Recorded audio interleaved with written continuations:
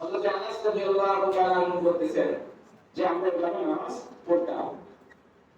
এইগুলো হচ্ছে জাহান্নামের একটা গরম, যেটা মানুষকে আল্লাহ রাব্বুল আলামিন বুঝাইছেন। আরেকটা গরম আল্লাহ রাব্বুল আলামিন জাহান্নামের আরেকটা গরম মানুষকে বুঝান। সেই গরমটা কি? হাদিসের ব্যাখ্যায় কি বলতেছে শুনুন। সহিহ বুখারী 3263 নম্বর হাদিস। হাদিসের ভিতরে আসছে আমাদের আয়েশা সিদ্দিকা রাদিয়াল্লাহু তাআলা হাদিসটা বর্ণনা করেন।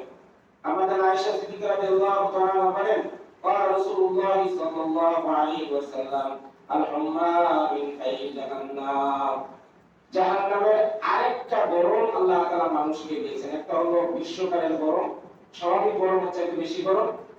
আরেকটা গরম আল্লাহ রাব্বুল আলামিন মানুষকে দিয়েছেন, সেটা হলো আল হুম্মা।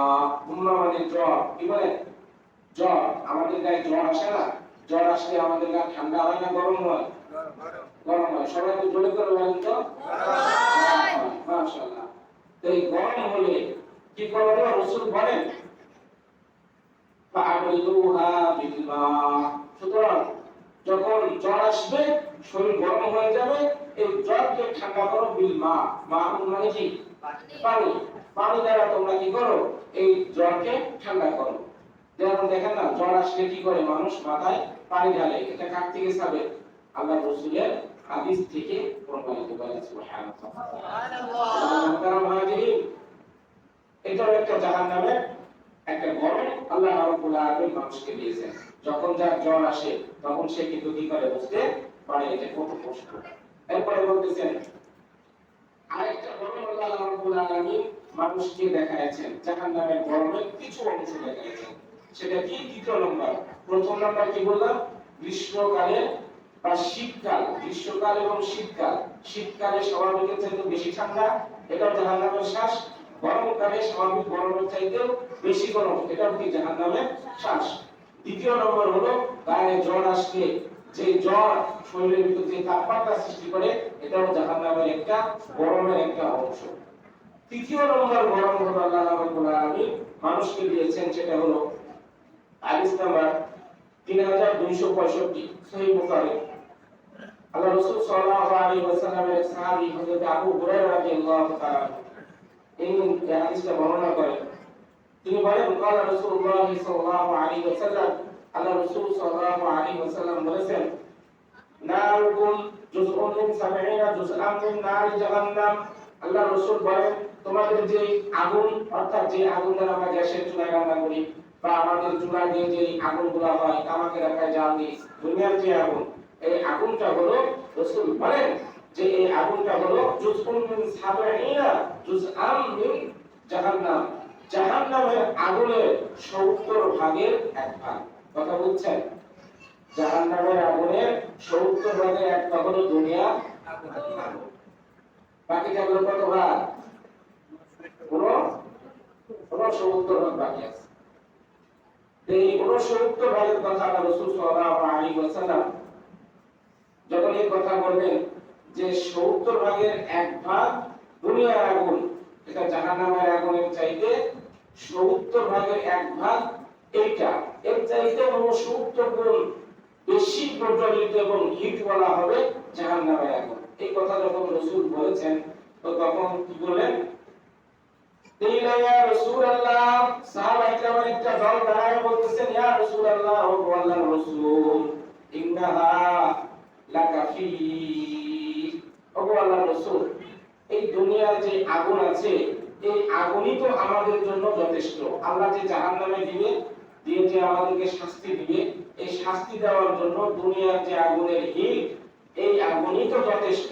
আবার এর চাইতে 69 গুণ বেশি, দ্বিগুণ 69 গুণ বেশি হিটওয়ালা আগুন দিয়ে আল্লাহ আমাদেরকে জ্বালাবে কেন? এটা দিয়ে জ্বালালে তো কি হয়ে যায়? যথেষ্ট হয়ে যায়। রাসূলুল্লাহ সাল্লাল্লাহু আলাইহি ওয়াসাল্লাম বলতেছেন ফুসিলাত 99 জুযা।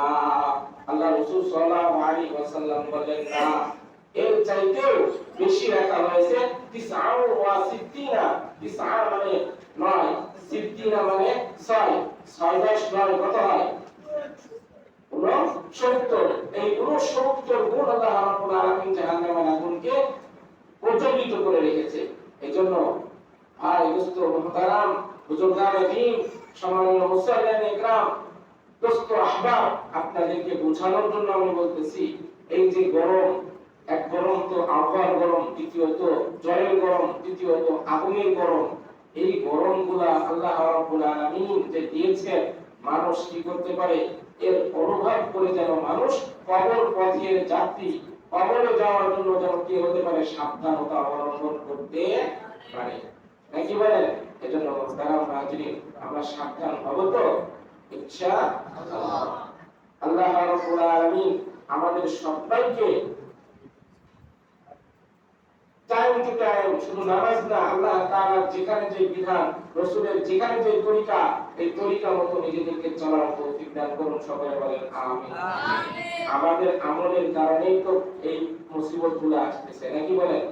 দুবা যেখানে মনে করেন যে দুবাই একটা রাষ্ট্র যেখানে মানুষ কৃত্রিম বৃষ্টি করেছে, বৃষ্টি হয় না, যার কারণে তারা প্রযুক্তির মাধ্যমে বৃষ্টি নামায়। ওখানে আল্লাহ তাআলা এমন বৃষ্টি দান করেছেন যখন বেলা 2টা-2:30 বাজে তো তখন ওই জায়গায় এমন অন্ধকারাচ্ছন্ন হয়েছে মনে হচ্ছে রাতের চাইতেও বেশি অন্ধকার।